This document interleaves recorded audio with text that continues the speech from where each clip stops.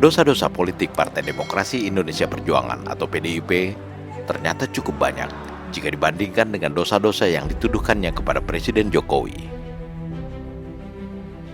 PDIP paling santer menuduh Jokowi mempraktekkan nepotisme dan memelihara oligarki dengan mengintervensi Mahkamah Konstitusi atau MK, serta menuduh Jokowi menyalahgunakan kekuasaan untuk membantu kemenangan Prabowo Gibran. PDIP paling santer mengkritik keputusan Mahkamah Konstitusi yang membolehkan kepala daerah berusia di bawah 40 tahun untuk maju menjadi calon wakil presiden, sehingga meloloskan Gibran Rakabuming Raka menjadi calon wakil presidennya Prabowo Subianto. Padahal, PDIP pada kenyataannya banyak sekali melakukan dosa-dosa politik pada masa lalu, seperti yang diungkapkan Ketua Badan Pemenangan Pemilu atau Bapilu Partai Demokrat Andi Arief dalam daftar pertanyaannya untuk Sekjen PDIP Hasto Kristianto. Daftar pertanyaan Andi Arief ini diunggah akun Instagram Indonesia Voice Reborn. Ada 6 pertanyaan yang diajukan Andi Arief kepada Hasto. Dari pertanyaan-pertanyaan tersebut tersirat jelas bahwa PDIP sangat sering mendorong DPR untuk mengubah peraturan perundang-undangan untuk menggolkan berbagai keinginan politiknya, serta mengganjal lawan politik. Tahun 2004, menjelang pemilihan presiden secara langsung untuk pertama kalinya, fraksi-fraksi di DPR, termasuk fraksi Partai Golkar, berusaha menggolkan rancangan peraturan tentang syarat pendidikan Capres dan Cawapres, minimal sarjana strata 1 atau S1. Usulan ini ditentang keras oleh PDIP yang menghendaki agar syarat pendidikan Capres-Cawapresnya cukup SMA. Hal ini dikarenakan Megawati yang mereka gadang-gadang menjadi calon presiden pada tahun tersebut hanya lulusan SMA. Mega memang pernah duduk di bangku kuliah namun tidak selesai.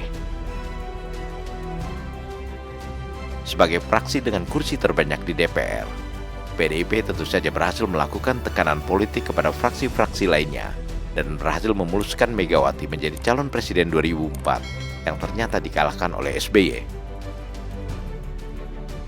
Pada tahun itu juga, PDIP berhasil mendorong DPR dan MK tentang aturan pemeriksaan kesehatan fisik untuk mengganjal Gus Dur agar tidak maju menjadi calon presiden.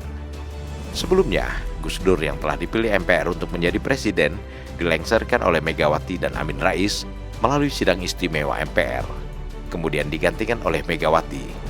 Pada saat Megawati menjadi presiden itulah aturan pemeriksaan kesehatan fisik calon presiden diberlakukan, sehingga Gus Dur pun tidak lolos. Tahun 2004, ada skenario politik DPR untuk mengubah ambang batas pencalonan presiden menjadi 20% kursi DPR. Kemudian pada 2009, dinaikkan menjadi 25%. Upaya ini tentu saja dilakukan oleh partai politik yang mempunyai jumlah kursi paling besar di DPR, yakni PDIP. Upaya tersebut tak lain untuk mengganjal SBY agar tidak bisa maju menjadi calon presiden.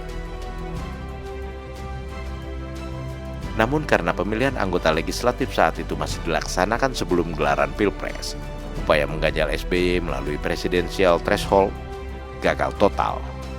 Partai Demokrat berhasil memenangkan Pileg 2009 dengan perolehan 150 kursi DPR yang ekuivalen dengan 26,4% kursi DPR. SBY pun melenggang dan kembali mencalonkan diri menjadi presiden untuk kedua kalinya dan lagi-lagi berhasil mengalahkan Megawati, sehingga membuat Megawati membenci SBY hingga sekarang. Itulah beberapa dosa politik yang dilakukan PDIP di masa lalu yang dipertanyakan Andi Arief kepada Hasto.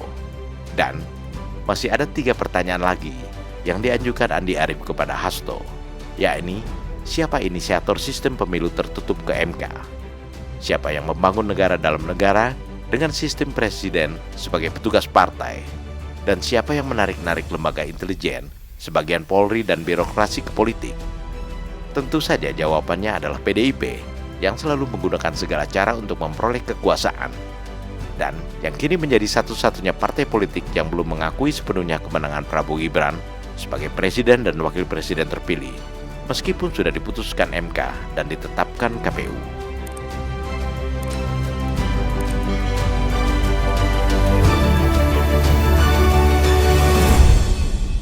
Prabowo Gibran, Man of Our Time.